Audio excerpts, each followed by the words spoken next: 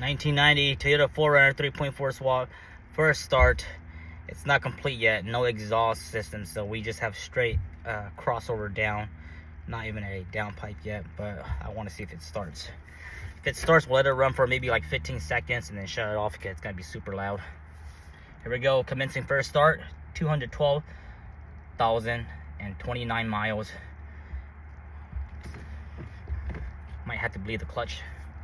Neutral. I don't hear anything in priming.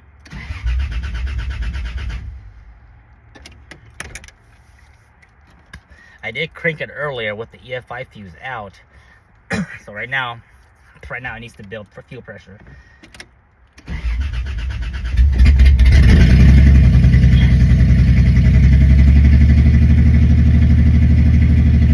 we go, baby. Good fuel pressure. Oh yeah. Sounds like a V8. Let me move it up a little bit. Oh, it moves, it moves.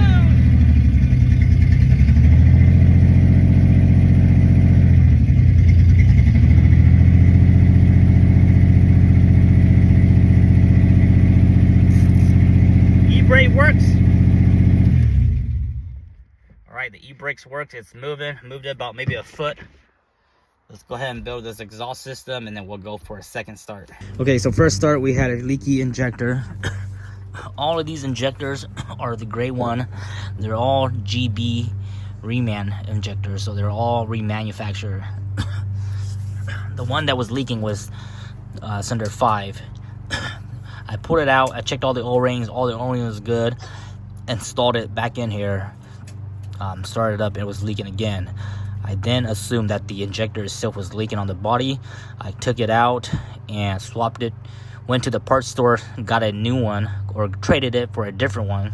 So what I did was 1 and 3 wasn't leaking, so I put 1, 3 over here, and this is the new one.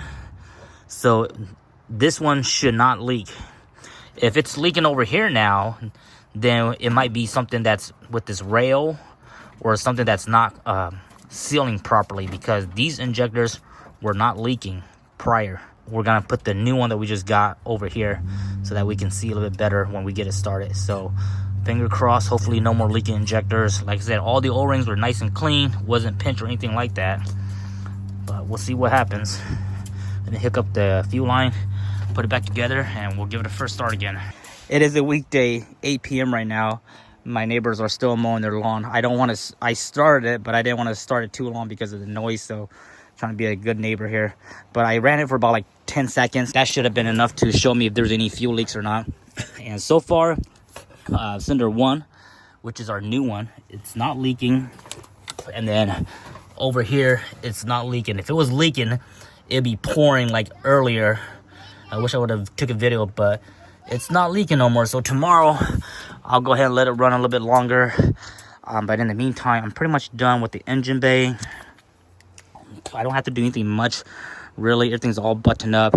I just need to put on the battery holder, and then I also still have to bleed the coolant system, but we'll do that once we finish up the whole exhaust system. But tomorrow it's going to be committed to building the exhaust system so that we can keep this vehicle running for a much longer period of time without being too loud like a V8. So see you guys tomorrow morning. Day 2, touching up the 3.4. Went ahead and got the exhaust done today. Didn't film much of it, got busy with it. Finished the exhaust.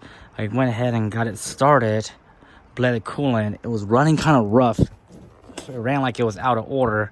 Come to find out, like I did it before and I'd done this in the past, I mixed up my wires. So this wire was over here, that wire should have been over here. So it happens. You always got to make sure you check the firing order. These are new wires that were already in this position, so I just kind of went off by the length, and I guess I must have messed up. But once I fixed that, the engine runs fine. Right now it runs fine, but I keep having a high idle. The idle's around 1500 RPM.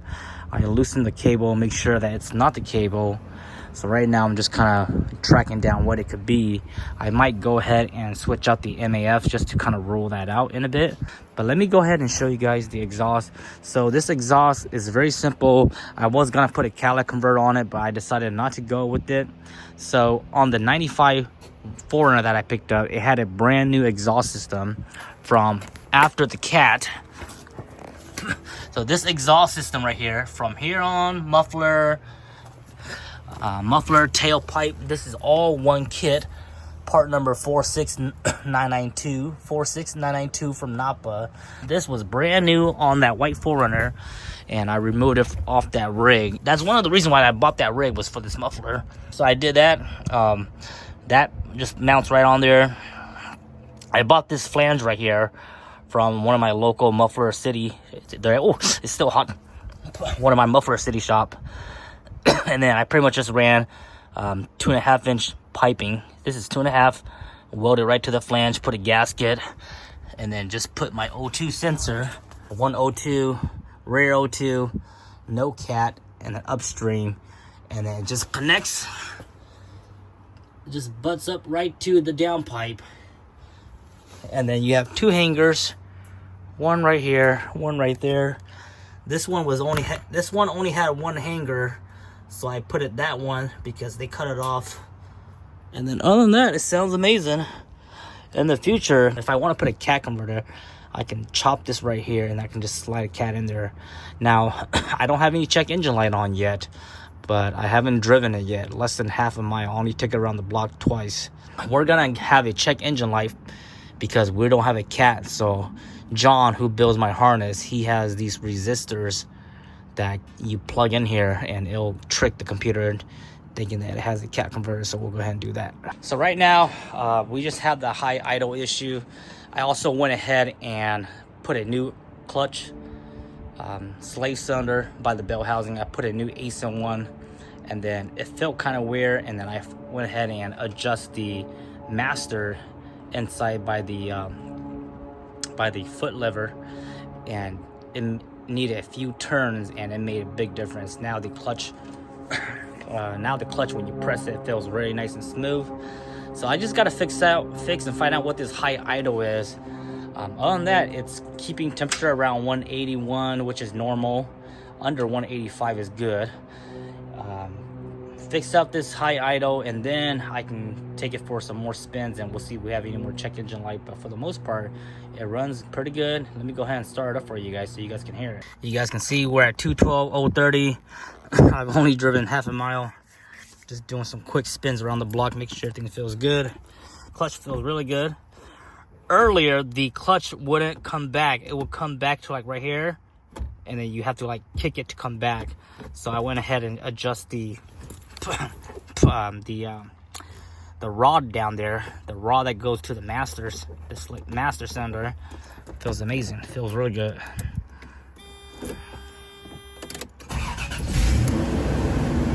I noticed the clock doesn't work, and also our wipers don't work, so I gotta figure if it's the fuse or something.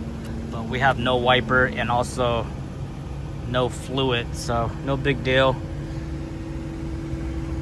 So it's been idling right here. It's at temperature. This is normal running temperature, and it's been hanging around 1500 to 1800 RPM, which is too high. Shouldn't be this high, guy. We should be idling around 900. So it drops to 1300, but it needs to go lower. So I'm gonna go ahead and replace that, swap out the MAF and see how it goes. Now this truck here, this was the one that we put on the oil pump. I put 2 shims in there, 2 washer, which is supposed to increase the oil pressure. So right now we're at room temperature, or we're at running temperature at 1300 RPM, and this is what we're looking at for oil pressure. Now I'll document this more once we get the idling correct and once we start driving it. But in theory, we should be getting more better oil pressure than the stock shimming on the oil pump spring.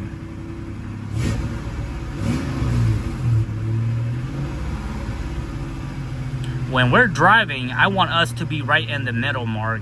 And then when we're idling around 800-900 RPM, I'll be happy if we stay like right here. On the Toyota, when you're idling around 800 RPM, it goes all the way almost to the low mark, which is normal, but you know, it's always good to have some oil pressure versus very low pressure. There it is. It was shaky earlier because I had those wires crossed over, but now it's smooth. It's not the throttle because I'm shutting it manually. It's still high.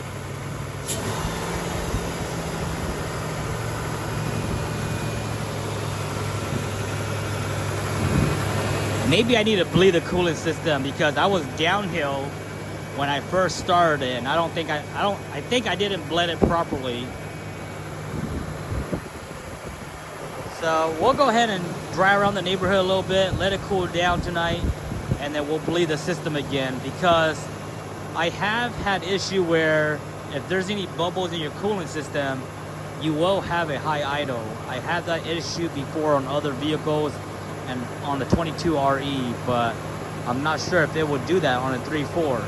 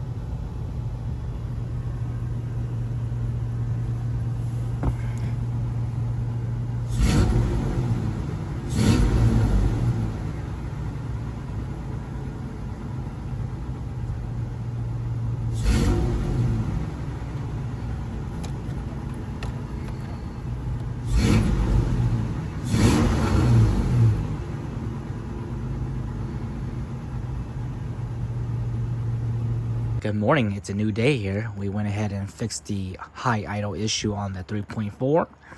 You guys can see the truck now idles around 940, 930. Once you give it gas, it goes back to its original. So let me go ahead and explain a little bit of what I did.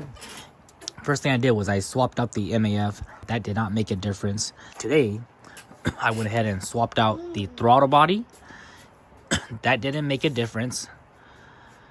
And then I put a different IAC. It didn't make a difference. And then I went ahead and just kind of closed it really tight. And I think something was sludge in the throttle body. So here's what I did. So this throttle body and this IAC right here was the original one when I first did a swap.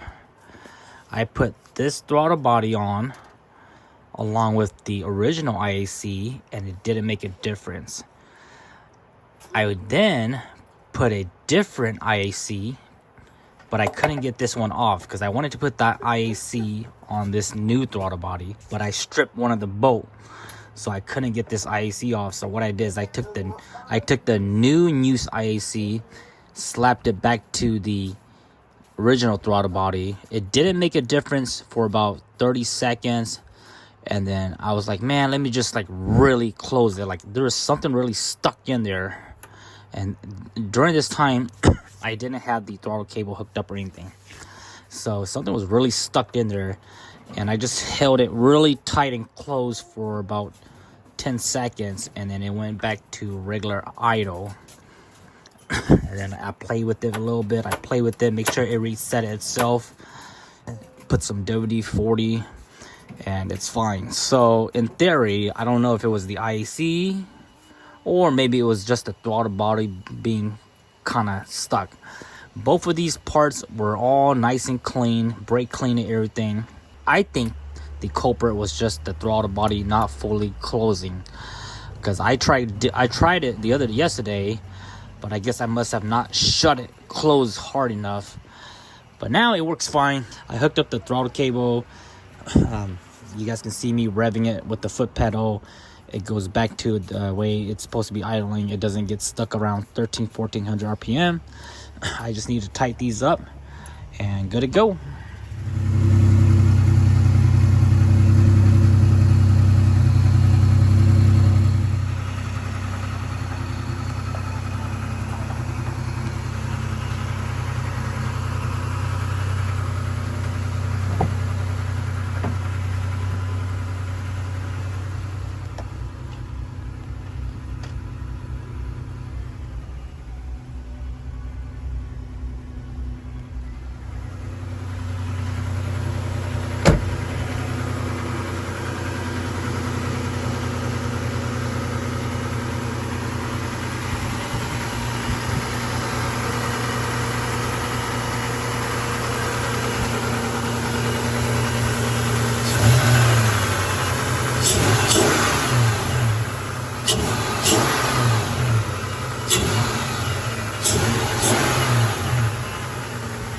Hello everyone, welcome back to another video. It's been a couple days since I updated you guys on the 4Runner. I've done about maybe 30 or 40 miles on this rig so far, but haven't drove it too much.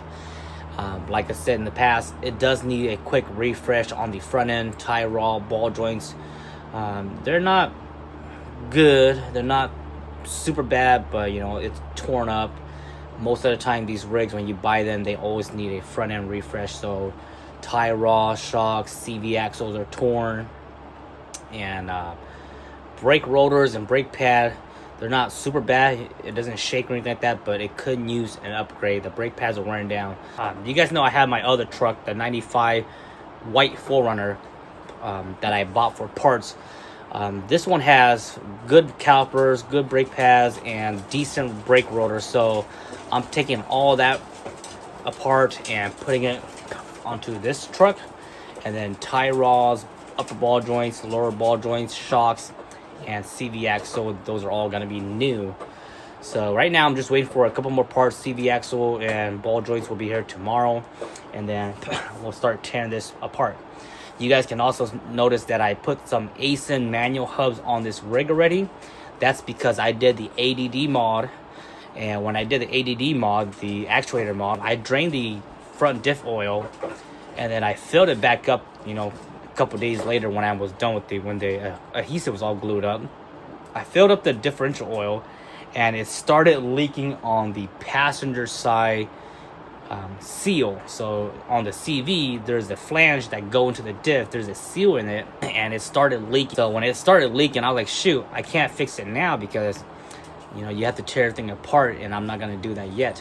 So what I ended up doing is that right now the front diff has no oil, and that's the reason why I installed those manual hubs now, just so that the CV axles aren't spinning and the diff isn't spinning. So right now we just can't use full drive, but that's the update for that. So right now, guys, we're gonna be doing a front end suspension update. I'll probably film a little bit of that and put that on another video, but for now, this is just to wrap up this video. 3/4 swap is running good. We got the idle fixed. The idle was just probably a sticky super stuck throttle. Put some lube on that, and right now it idles fine around 700-800. The video you guys just saw was a co-start, so it was still around the 1000 RPM mark. But so far, guys, this thing has been running amazing. I love it. We're gonna keep it stock 410 gears. The white 4Runner here does have factory 488. I am pulling the 488 off this rig just to have it for backup. I don't plan to put that onto this truck yet, but in the future, if I want to, or if I do keep this truck long enough, I might do that. But right now, we're not going to do that. I do need to tear up the rear axle as well, because I think the rear axle was leaking on the passenger side. It doesn't show any sign of leaking on the backing plate right now, but it's just super greasy and muddy. So I think it was leaking something at one point. So once I'm done with the front end, I will be tearing up the rear axle, doing new bearings on the axle and new seals, and hopefully we'll refresh all that stuff. TK's transmission gear oil has been flushed already. Put new gear oil. The gear oil in the transmission, when I poured it out, it was like if it looked like it was some 5W weight 30 oil. It was very fluid. It wasn't thick, but it was gear oil. So I'm not sure if it got mixed with water or whatever, but All that has been replaced with new 80 weight 90 gear oil. Everything's all good. Dry line has been re-greased on the Zerk fittings, and this rig so far is running good with the way it is. After the front end suspension and a professional alignment, it's gonna run really good. The tires that we're running is the basic 235. These are pretty much brand new 235, good all-terrain tires, mud tires. So really happy with the setup, guys. So far we only have one check engine light, which is a speed sensor, because we are using a 3.4 auto ECU and auto harness on a manual truck. Now when you do that, you will get some check engine light codes, but those are all gonna be related to automatic stuff, speed sensor, some other automatic stuff like neutral switch and stuff. That John, who built my harness, he did put some resistors to bypass some automatic stuff, and we also did a cat delete, so we put a cat resistor as well, so that stuff doesn't pop up. But for the speed sensor, for us to make that go away, we kind of have to build like a speed sensor bracket for the drive shaft. But I'm not worried about it because it's all automatic stuff. It doesn't affect the way the computer acts or the way it drives. Functions super amazing. So I love it. Let me show you guys one last walk around, and then we'll conclude this video. If you guys got any questions about this swap or anything in general, comment down below and I'll do my best to answer it. So fresh recap for anyone who's just kind of tuning in or missing out the info. This was a low mile 3.4 that had a blown head gasket, torn it apart. One of the heads were cracked, so I put another head, or the two heads that I put on here was from another engine. But overall full top end rebuild. I'm using a 3.4 4RUNNER auto ECU and harness. I think it was a 96 or 97. Everything works great. A brand new radiator, a 3.0 radiator. I'm using a 3.4 fan clutch and a 3.0 fan. Toy only swap coolant bottle, toy only swap battery and evap. And then this shaved intake, this intake manifold here, it's all shiny. This is a toy only swap item as well. You guys need to go on to Toy Only Swap website and go browse through their product, so you guys can see what I'm referring to and what I'm talking about and what these prices are. If you guys got questions, like I said, new timing belt, ASIN, everything, water pump, fan bracket pulley, and used belts for the alternator, power steering, used alternator, new starter, all that works great. Injectors are GB reman, new spark plugs, used coil packs, used wires, all good. And we are running a 3.0 LUK flywheel, and we are also running a ASIN 3.0 clutch. You can run either 3.0 clutch or 3.4 clutch / flywheel. For me, I done both, and I don't really notice a difference between one or the other. The 3.4 clutch is slightly bigger and heavier on the flywheel, but for these builds here that we're building for daily, the 3.0 clutch flywheel / is a bit more cost effective. So from now on, when I build these rigs, I just use 3.0 clutch and flywheel because it's more cost effective. Now, if it was more of a personal rig and I feel like, oh, maybe I should throw on a 3.4 clutch, 3.4 flywheel, I'll do that. But it's just a little bit more, about $100 more. I do have a 3.4 clutch, 3.4 flywheel on my Black Yoda, and that's just because, you know, that was my personal truck. That's my personal truck, and I want to spend a little bit of money on it. But overall, they both fill and they pull good. So this little piece right here is the resistor for some of the automatic stuff, and I don't know too much about it, but this is what John builds. So this harness is built by John. So thanks to these right here, we don't have as many codes as we should when we run an automatic harness. This is temporary right now, guys. This intake here, it's all loose. This is off of a 2004 Tacoma that I just got out. This piece here, it just goes into the MAF, and then the MAF just gets held onto a air filter. I'm planning to do a snorkel on my Black Yoda, and if I do that, I have to go back to original intake with the box. So once I do that, I'll slap on the cold air intake from toy only swap that's on Black Yoda onto this truck. In theory, that's what I'm gonna do, but we'll see if I have time or not. Because right now we're missing this hose here. This hose here is supposed to go over here. It's supposed to go over here and plug into the get air from one of the system right here, but we don't have a way of doing that. So far, there's no evap codes or anything like that, so I just kind of leave it over here. Doesn't get really bother. Fuel vapor line right here. This one goes here. Back to the hard line. The one down there is the fuel return line.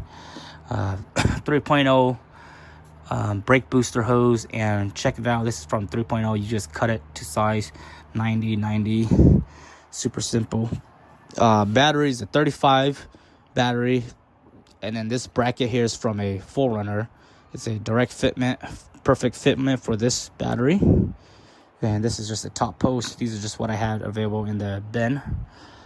If I wanted to, I could probably do like a side where it goes from the side and doesn't stick up too high, but overall works good. I put some black paint on the frame where I washed the frame earlier. I washed the frame a couple days ago, degreased it, and then put some black paint just to kind of do rust preventative. But you can see here, those shocks are pretty bad. They're probably not bad, but they couldn't use replacement. Tie rods are old, so we're gonna replace that. Ball joints are all crusty, and that's the reason why I'm replacing it. Most of the time when I buy these trucks and I 3/4 swap in, they always need a front end suspension refresh. And when I do that, it's just like you might as well go the whole 9 yards and go all the way to the CVs and replace everything out, you know, CVs, bearings, all that fun stuff. So just depends on what you want to do. So right there, 48 miles on the trip meter. So we done 48 miles, and dude, she is amazing. I love it. I love it because I can also bring my kiddos now. Not just one kiddo, but the rest of them.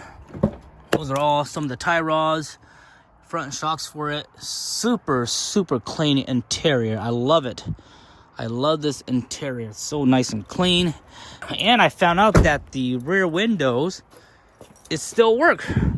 When I went to go buy this truck, the guy told me that it doesn't work anymore, but it still works. So it's pretty cool. And it still opens. So I can go do some grocery shopping. You guys can see right there. Try not to hit it. So see that? It still opens. Nice and cool. Has a little nice rug in the back. I'll probably do a little quick vacuum back here. But overall, perfect grocery getter with my kids. And it works at the key. And it also works at the switch by the center console. So that's really cool. Really stoked for that. This black piece was missing when I bought it, so I took this off of the white 4RUNNER that we had, and it's perfect. Bumper's good. This exhaust system was from the white 4RUNNER, so we pretty much got a free parts rig. And I'm trying to think of anything else interior wise that I might need from the white 4RUNNER, but so far I pulled most of the stuff that I needed. And I just need to, once I get the parts in, I'm gonna put the wheel hub and these old rotors onto the white 4RUNNER so that we can put the wheels back on, and then we can send this to a buddy's place. And then I just need to pull the rear diff from this rig, and that's pretty much all that I need. I might pull that tailgate just to keep for backup in case I do keep this 4RUNNER for long term. But for the most part, I have all the little small parts that I need. The doors and stuff like that, I'm gonna keep. I'm gonna leave it with this truck. All the seats and stuff, they're really nice bucket seats, but I'm just gonna leave it with this truck. I do like those bucket seats more because they have the new style. They look better, but these also have that vintage look and they match with the rest of it. So we're just gonna leave this in there. This cloth is and this cloth matches itself, so I don't want to start switching interior pieces. But super nice clean interior. If this interior was bad, I probably would rip this out and put that interior in here, but this rig is so nice and clean that it doesn't need to be bothered with. So guys, that's just gonna be a quick wrap for this video. I'll keep you guys updated once I start doing my refresh this weekend. do my refresh this weekend, hopefully get a professional alignment next week, and then like I said, we're just gonna daily this rig. I want to put at least a good 250 miles into this rig before I decide if I want to keep it or sell it. I really do want to keep this rig. And the process behind this rig, this build was kind of, it's manual. My wife, she doesn't drive manual, but I want to, she driven manual before, like way in high school, but I want to get my wife back on manual, and I want to have her start driving manual so that she can use this for her daily in the wintertime to go work, versus using her Corolla, which is only front wheel drive, because I feel more confident with her using this rig in the wintertime because she can use full wheel drive. It's a 3.4, plenty of power, and I know she'll be safe with this rig here. So that's kind of the plan. So we'll see what she does. Maybe I'll take her for a spin, have her drive it a little bit and see what she thinks. And if she does like it, we'll keep this rig for the family. And like I said, it's nice because it has the extra seats, whereas on the pickup, when I take the pickup, I can only bring one boy with me, which is usually Lincoln, and then I'm left out with Wesley. He can't go with me. So this rig here, I can bring both of them.